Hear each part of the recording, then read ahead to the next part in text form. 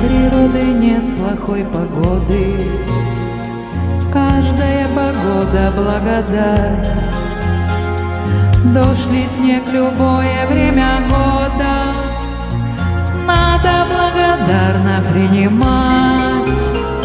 От звуки душевной непогоды в сердце одиночество, печать и бессонниц горестные всходы надо благодарно принимать.